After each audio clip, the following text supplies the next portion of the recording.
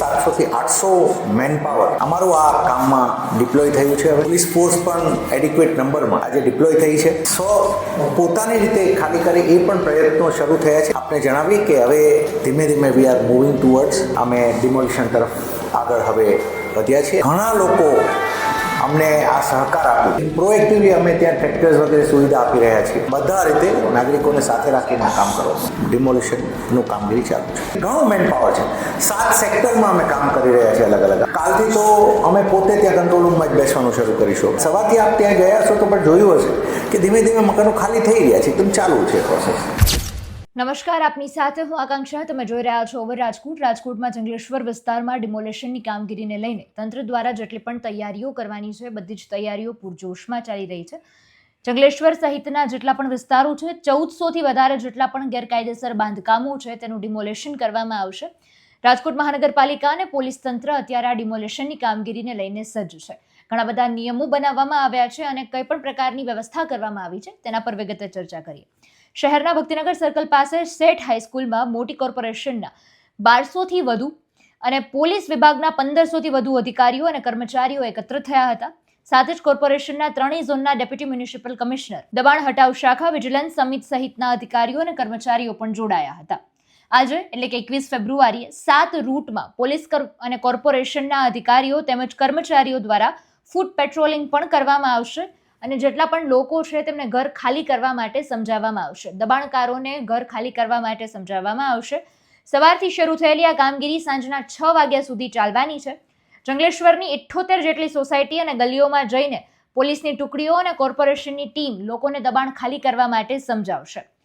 23 ફેબ્રુઆરી સવારે 1492 જેટલા ગેરકાયદેસર દબાણો ઉપર બુલડોઝર ફેરવી દેવામાં આવશે. જંગલેશ્વર વિસ્તારના આજી નદીના પટ્ટા તથા નગર રચના યોજના નંબર 6 હેઠળના 15 મીટરના ટીપી રોડ પરના ગેરકાયદેસર દબાણો દૂર કરવા માટેનું સૂચન આપવામાં આવ્યું છે. અને ખાસ આજે ડિમોલેશનની કામગીરી છે તેને લઈને હજુ પણ લોકોની જે પ્રતિક્રિયાઓ છે સામે આવી રહી છે. 18 ફેબ્રુઆરીએ મનપાએ આ સત્તાવાર જાહેરાત કરી દીધી હતી. 23 ફેબ્રુઆરીએ સવારથી જ આ ડિમોલેશનની કામગીરી શરૂ કરી દેવામાં આવશે. જેટલા પણ ગેરકાયદેસર દબાણો છે તેના પર બુલડોઝર ફેરવી દેવામાં આવશે. તમામ વિભાગો સાથે સંકલન કરીને આ કાર્યવાહી કરવામાં આવી રહી છે. સાથે જ વિસ્તારના લોકોને પણ 2 જ દિવસમાં જાતે મકાન ખાલી કરી દેવા માટે સૂચનો પણ કરવામાં આવ્યા છે. અન્યથા કોઈ પણ જાનમાલનું નુકસાન થાય તો તેની જવાબદારી તંત્ર નહીં લે.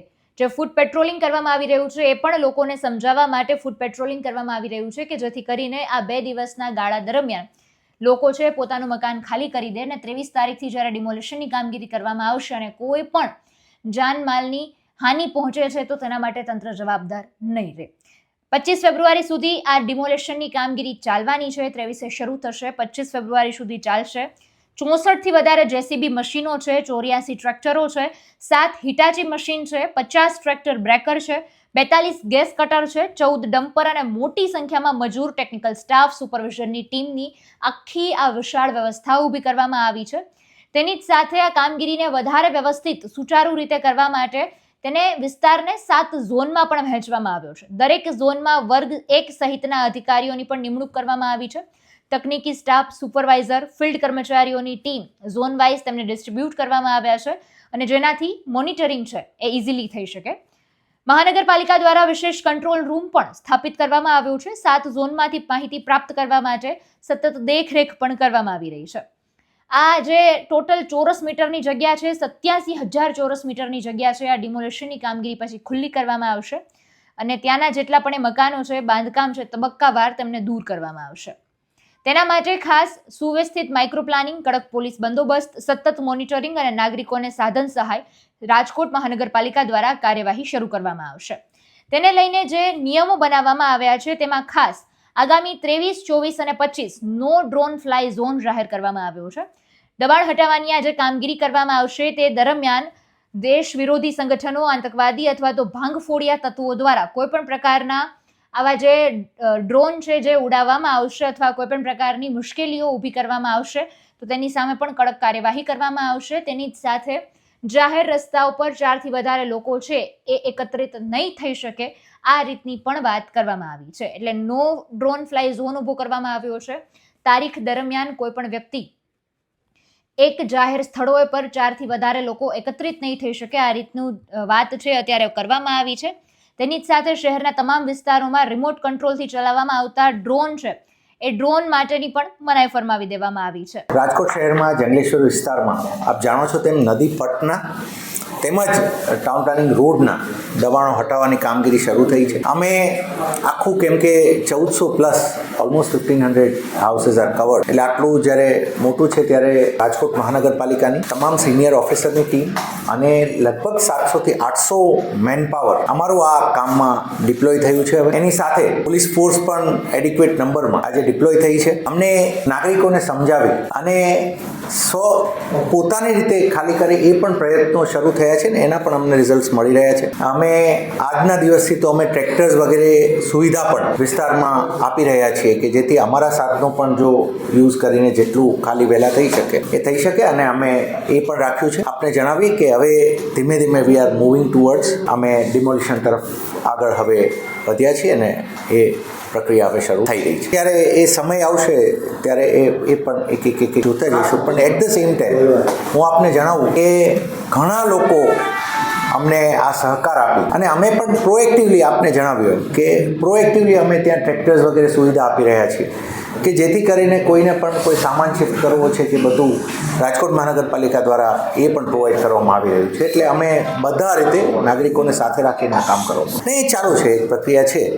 એટ ધ સેમ ટાઈમ અમે આપને જણાવીએ કે જે આપની સાથે અમે પહેલાં પણ વાત કરી ડિમોલિશનનું કામગીરી ચાલુ છે ને એ પ્રક્રિયા શરૂ થઈ ચૂકી છે. હું આપને કહું ડિમોલિશન ઇન ધ સેન્સ કે અત્યારે જે અમારી સાથે વોલેન્ટરીલી જોડાઈ રહ્યા છે એ કામ ચાલુ છે અને હવે લગભગ જેમ જેમ અમારે એ પ્રક્રિયા ધીમે ધીમે પતતી જાય કેમ ઘણું મેન પાવર છે.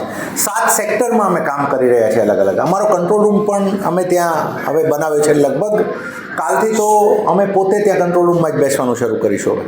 એટલે એ રીતે ધીમે ધીમે હવે ત્યાં થઈ રહ્યું છે. પહેલાં જે લોકો આ રીતે સાથે જોડાય છે અને એ રીતે ખાલી કરી રહ્યા છે એ અમે કરાવી રહ્યા છીએ. એટલે ઇટ ઇઝ ઓન. હવે એક રીતે જોવા જઈએ તો આ ચાલુ છે પ્રક્રિયા. એટલે મોટે ભાગે આખા જ થાય છે. પાર્શિયલ એવા આવશે કે જે અમારા રોડના માં માની લો કે કોઈ ઘર પહેલા પ્લોટમાં આવે છે તો એને પણ આમ જોઈએ ને તો એમાં જે થોડા ખેંચાયેલા સેવા નીકળશે એ હવે જેમ જેમ અમે ડેટા કાઢતા જઈશું આગળ જતા જઈશું ને બટ વીલ એન્શ્યોર કે જ્યાં પાર્શિયલી છે ત્યાં પાર્શિયલી જ કાપવામાં આવે એવા કોઈ પણ પ્લોટમાં ના જઈએ કે જેની અંદર બીજી અમે નથી. હજી એ પ્રોસેસ ચાલુ છે. હું આપણે અત્યારે નંબર નહીં આપી શકું પણ ધીમે ધીમે થઈ રહ્યા છે. I can not share, I don't have the number frankly speaking, કેમ કે ધીમે ધીમે પ્રોસેસ ચાલુ છે. આજ સવારથી આપ ત્યાં ગયા હશો તો પણ જોયું હશે કે ધીમે ધીમે મકાનો ખાલી થઈ રહ્યા છે. એકદમ ચાલુ છે પ્રોસેસ. 23 તારીખથી ડિમોલિશનની કામગીરીની શરૂઆત કરવામાં આવશે અને 25 તારીખે ડિમોલિશન પૂર્ણ કરવામાં આવશે. નમસ્કાર.